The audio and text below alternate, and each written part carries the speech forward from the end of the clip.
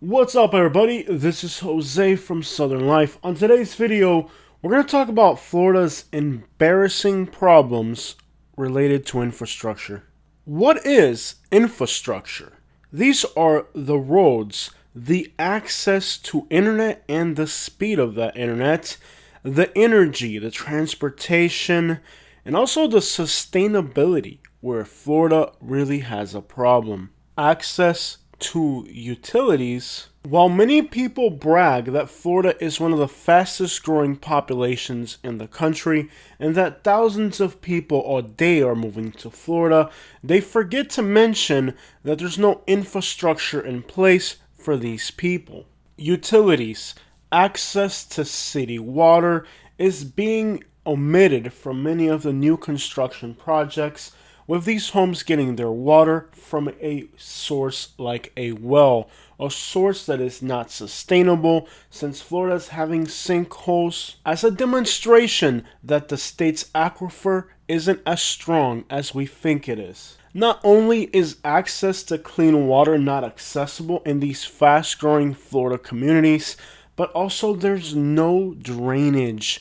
Those unsightly mounds that you'll see in front of brand new houses in Florida means that they have a septic drain field, which contaminates the environment and leads to natural disasters like the red tide, which have caused havoc on Florida's environment. And as builders go in, they're turning mosquito-infected swamps into pretty pleasant places to create new homes.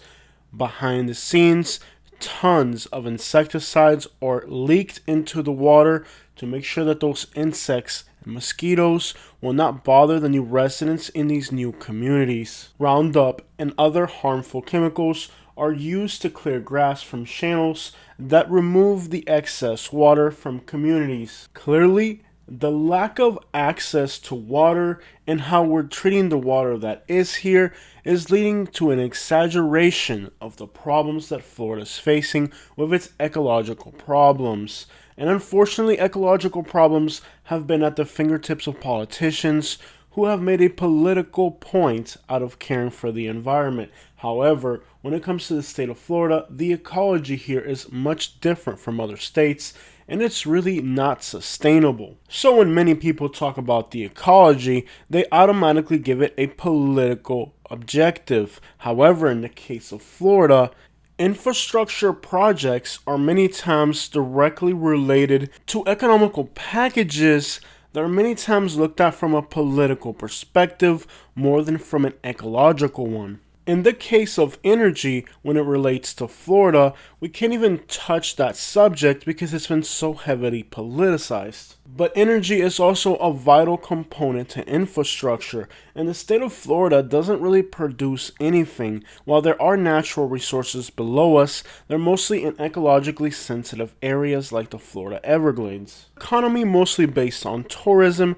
Florida hasn't really placed a heavy importance on access to energy. And the solutions to the state's infrastructure problems, like water desalination plants, are very costly. For the most part, not only is it political, but it's also a huge source of misinformation, with many counties like Collier County, which is the state's richest county, where the city of Naples sits.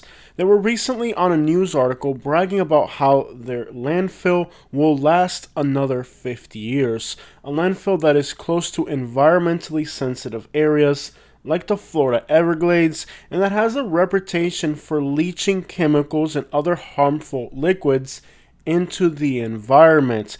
Nearby Lee County, Florida has an incinerator, but as the city of Naples has said, they have no plans for the next 50 years to upgrade their facility into one that is more environmentally friendly, all the while running a misinformation campaign to the public about how great their landfill is and how long it's going to last, when in reality, this is an outdated infrastructure that needs to be replaced with an incinerator.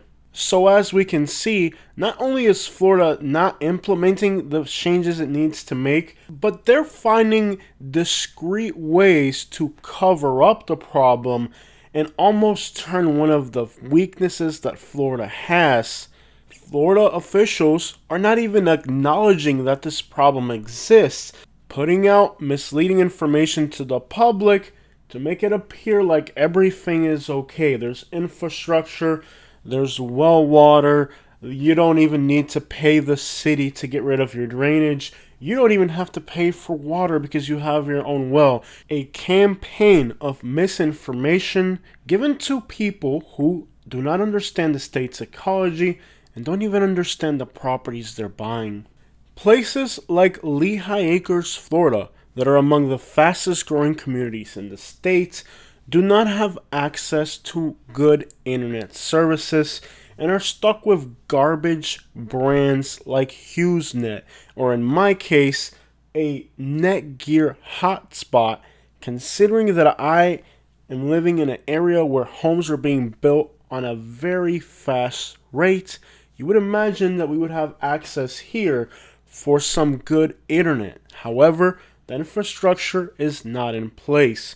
Other places like Naples, the company of Verizon is trying to implement about 5 new towers to expand service and really phone signal to their customers that is in deplorable condition in the city of Naples. City officials are saying that these towers are unsightly. Therefore, if you live in Naples, Florida, despite it being one of the most expensive cities in the entire state and in the richest county in the state, getting phone signal is actually a challenge for the people of Naples, Florida. And once again, a misinformation campaign by the people saying that these radio towers for cell phones are harmful to human health. And of course, the people swallow it up and believe it and accept the fact that they don't have good access to internet.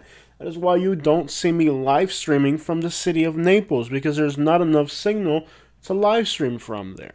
Another huge component about infrastructure is transportation. While Florida has made huge improvements to the road networks, there's still a long way to go. Environmentally sensitive areas like the Crew Swamp in Southwest Florida acts as a wall, making it very difficult to navigate and even more difficult to create new infrastructure like highways in quote-unquote environmentally sensitive areas. So when you talk about infrastructure in Florida, you have roadblocks on both ends. Commute times are an aspect of infrastructure, and places that have long commute times are considered to have ineffective road systems, and Florida is by no means able to keep up in this category of infrastructure, as like I said, environmentally sensitive areas get in the way of large construction projects. Other states like Texas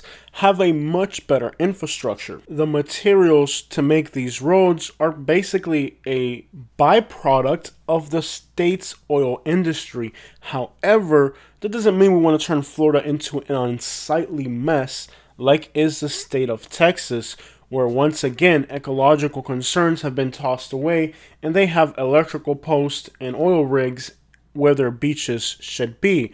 There's really a fine balance where Florida has been able to preserve many ecological areas.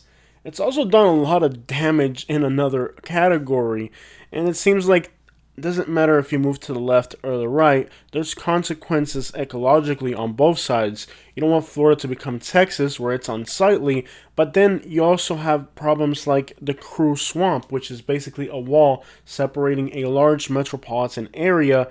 And it means if you're going from Immokalee to Fort Myers or Naples, you have to take roads that are very impractical, when clearly drawing a road across this environmentally sensitive area could cut commute times for people by up to 60 to 75%, especially in the winter.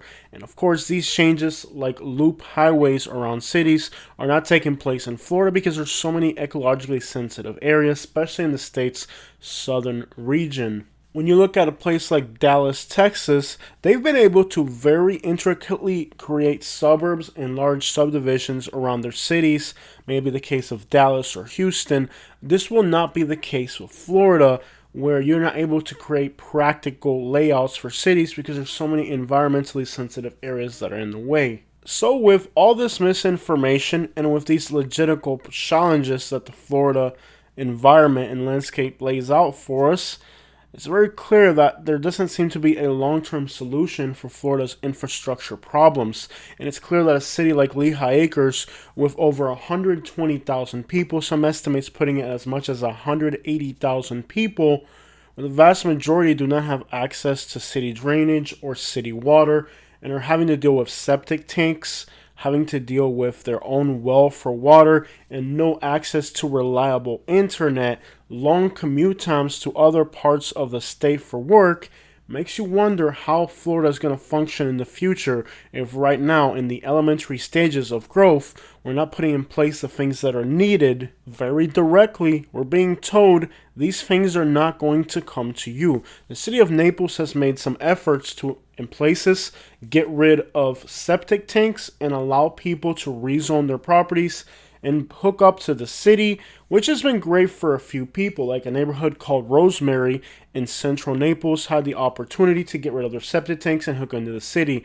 And these are very cost elaborate processes. And the people are allowed through their taxes to pay this over time if they don't want to pay a lump sum up front for the city or the county to take care of these changes. In a place like Lehigh Acres, it can mean that people's property taxes will go up so much higher, and the people that are buying these properties as investments are not aware of the tax burden they're going to face when an area that is currently a municipal district becomes a city, and they decide to get rid of these septic tanks and wells for environmental reasons, for zoning reasons, or simply to drive up the cost of living here. When you look at places like Cape Coral, West Palm Beach, you can understand that property values can really be affected by property taxes, and the long-term value of these properties can be easily jeopardized when these changes take place and they decide to finally, for quote-unquote environmental reasons, get rid of these systems that are destructive, ineffective, impractical, unsightly, and very uncomfortable for the people in these communities that have to deal with this lack of infrastructure. It's almost like you can't even drink your water. You still have to buy water that is bottled if you're living in a place like Lehigh Acres. Other areas in the central part of the state like Marion Oaks are also having these problems. It is ironic that when I lived in the state of Alabama, I lived up a mountain outside of city limits. However, a nearby town extended city water to this area. I'm talking up and down huge mountains, valleys that are made out of stone. Lehigh Acres is perfectly flat. Look at this. However, every house has these unsightly mounds in their front yard because we haven't found a solution for infrastructure here that's practical. And believe it or not, these unsightly things are also super destructive to the state's ecology. That is very sensitive. And I know a lot of people from other states don't understand how Florida works, but it's a very intricate system of ecology that is sensitive, and it will affect your livelihood, since at the end of the day, all of us living in the state of Florida are living practically right next to this water, if not literally on top of it. With no practical solution in place, or even logistical options that make sense, you can be certain that Florida's ecological and infrastructure problems will continue for a very long time. You have to understand that these septic tanks and water wells were a practical solution to infrastructure when the Golden Gate Estates and Lehigh Acres were a primitive place and houses were scattered across many blocks. But now the population density, for example, in the Golden Gate Estates is not exactly at capacity. You still got 10, 15 more years before it's completely filled in, but it's getting to the point where now it's no longer practical for people to start building houses with septic tanks. The population density long dictates a change to city services and utilities is long overdue for these areas. And what's likely to happen is that when there's a slowdown in the economy and in home construction, at that point the contractors are probably going to lobby somehow to have districts start to hook into the city utilities, and at that point they'll be able to charge you to install a city hookup and to remove these large mounds from your property. You're talking about a very elaborate and expensive process, And then when it does take place, it's not going to be really environmental reasons. It's not even going to be practical reasons. It's going to be that the contractors and builders won't have enough work, so they'll come up with a solution for them to continue to generate income. So at that point, they will play the ecological card. When it comes time for them to not have any more houses to build, those contractors and builders that are very corrupt at that point, then they're going to play the ecological card and lobby for making you hook up to the city. It's all one big game, and there's a lot of more powerful economical forces that are behind the reason these things are done or not done. And practicality and the environment are just cards that they play at the right time to get the things they want, because at the end of the day, the only thing they really care about is their own profits. The explosion of growth in the state's central region around the Orlando area is because they have a lot less of these ecological constraints when they're building. That's why Central Florida has been able to grow at a very fast rate, and why Orlando has become kind of a hub for growth in the United States, on par with the things that are happening in Austin, Texas, for example. But the cost of housing in Orlando has reached a ridiculous level. This part of the state is sheltered from hurricanes, but that's not even the main reason that Central Florida has been able to grow at a much better rate. It's just simply that there's nothing there that's environmentally sensitive. The elevation is higher. That means they don't have to truck in those mounds of dump truck loads to get the houses to be a little bit higher up. Like, for example, in Lee County, Florida, you have to be 4 feet above the crown of the road for most new constructions that are residential. And in places around Orlando, you're already 20, 30 feet above sea level. Therefore, you don't have to do that. Flood zone regulations, wind zone regulations are a few other factors why the southern region of the state has just had a much larger problem with these issues than areas like Orlando, where they're just sheltered from these problems. Now, the problem that they're really facing in Central Florida, especially around Tampa, Hillsborough, Pasco, Lake, Sumter, and all these counties between Tampa, Orlando, is that they're having a huge problem with their aquifers. That's why there's so many sinkholes in that whole area. But that's why you've seen areas like the Villages, rural parts of Marion County, the Villages. These areas have been able to grow because they're actually able to go in there and plan out these communities on a larger scale and not have to run into so many ecological issues like you're running into in South Florida, where you have swamps, protected areas, sensitive wildlife for Florida panthers and other animals.